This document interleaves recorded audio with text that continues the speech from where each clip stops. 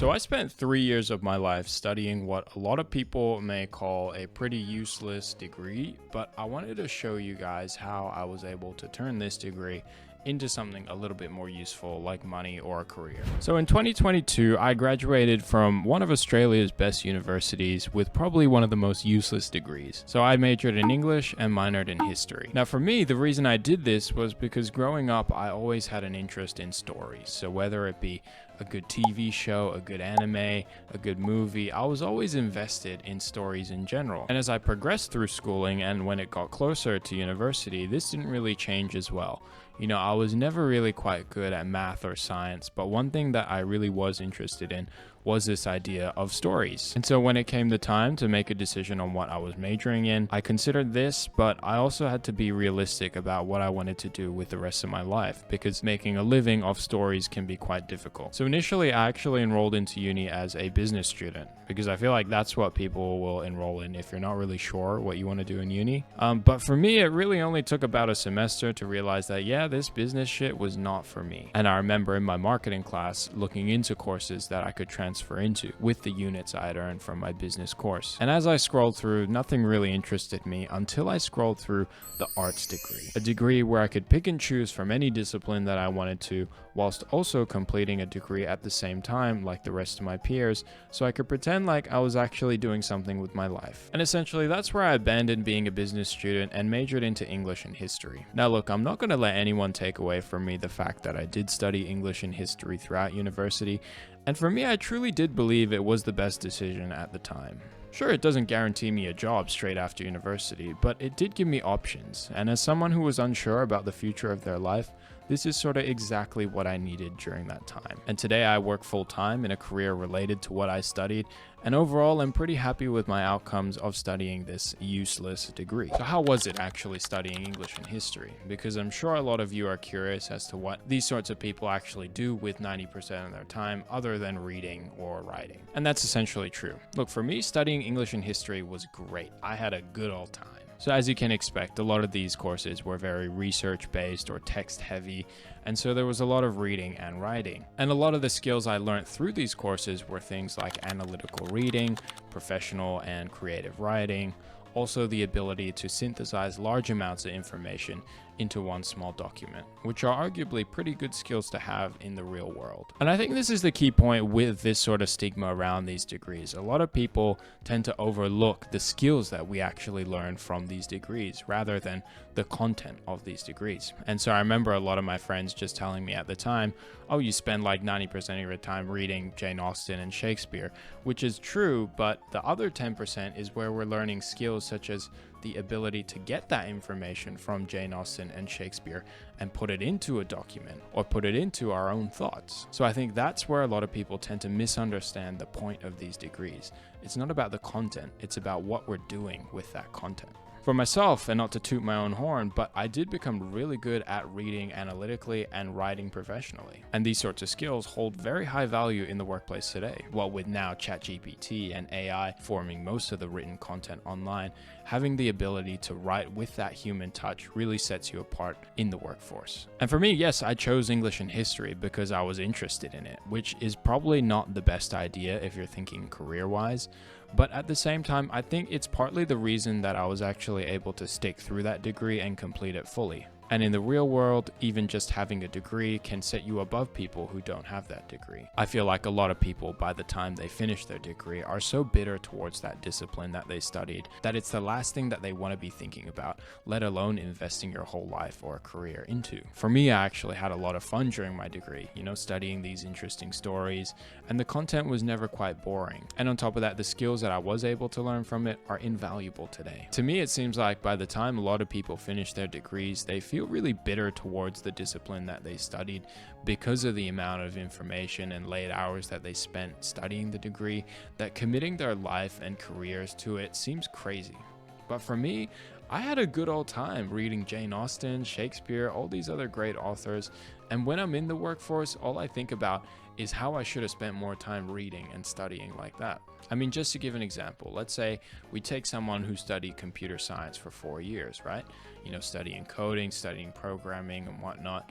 Now, unless you're super passionate about doing those things, I feel like by the end of your degree, the amount of time that you spent studying computer science, you're sort of going to feel sick and tired of it.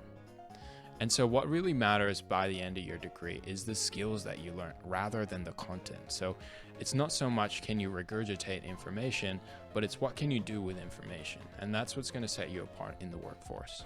So what did I actually do after studying with this useless degree, right? Now this is the good part that you all have been waiting for. So initially my plan was to always do something with writing, but it took quite a while until I got where I am today. You see, the thing with me is during uni, I was really dumb and I didn't do anything other than the uni courses. I didn't take any internships. I wasn't looking for any working opportunities. So other than studying full time and working part time at a pharmacy, I really wasn't doing much. So yeah, when your boy graduated, you bet I was still working at that pharmacy. But even though I was working in a pharmacy, I had a dream and I was gonna follow that dream. Now with an English and history degree, no one is gonna hire you straight off the bat without having either experience, a portfolio, or connections. And so my approach to this was sort of chip away at each of these three things and make myself a more well-rounded candidate. And obviously the first thing I had to do was get experience. So what this meant was transitioning away from working at a pharmacy and actually looking into a role where I could be doing something with a little bit of writing in it. And where I found myself was being a tour guide at the local museum. Now this role was great because I got to still continue, interacting with people and having that customer service. But at the same time, on the side, I was also allowed to do little admin tasks like writing pamphlets,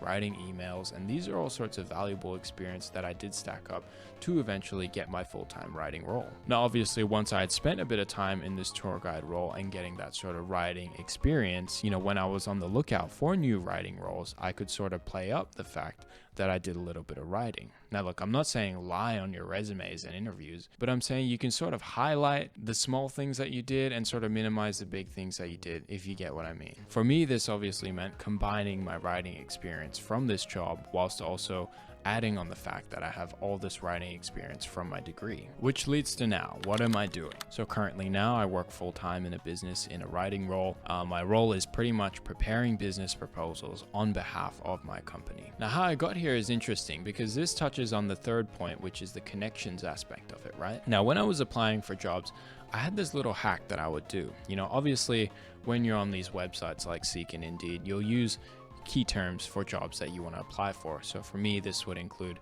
things like writing, editing, publishing, all these sorts of terms. And now the key thing that I was doing was not just looking at the roles that come first up, but sorting by date. So finding the newest roles possible. So when you find a job ad or a job description that you're quite interested in, scroll through and see if there's any email or phone number there and call or contact that person, because that's what's going to set you apart from everyone else. And I found this trick is really what sort of allowed me to get my first full-time role. And so when I was on Seek and I found the job description for the job that I'm currently at, I scrolled down and I found the phone number of the recruitment agent who was working there. And so what I did was I called the lady, talked with the lady, and I was sort of able to play up my writing experience and this whole sort of writing background that I did have. And that's really what got the ball rolling. And to this day, I think it's the only reason I got the job in the first place. That one simple phone call led to a job interview, which led to actually getting an offer. And so if you think about it that way, it can really set you apart as a job applicant. Now the point being, currently I work in this writing role. The pay is okay, it's not amazing, but I'm proud to say that I made something of this degree by myself, and that's what I'm really proud of. A lot of people clown on these degrees as being useless and a waste of time and money, but I think at the end of the day, what sets you apart is who you are as a person, not what you study. It's the skills that you have and that you can give to these prospective employers. And sure, if you're studying to be a doctor, a lawyer, or an engineer, you're probably gonna have to study pre-med or pre-law or engineering in your undergraduate. But if you're someone like me who had general interests in a certain area, the best thing I'd say to do is to find something that you're sort of interested in, stick it out, and try learn some skills rather than the content itself. No one's really gonna care if you can recite the whole play of Hamlet or if you can recite a bunch of formulas, it's what you can do with this information that's going to set you apart.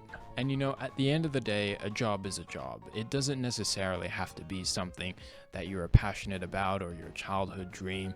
It can definitely just be a means to an end. So yeah, don't take yourself too seriously or you're really going to burn out. And I think that's where people need to start worrying.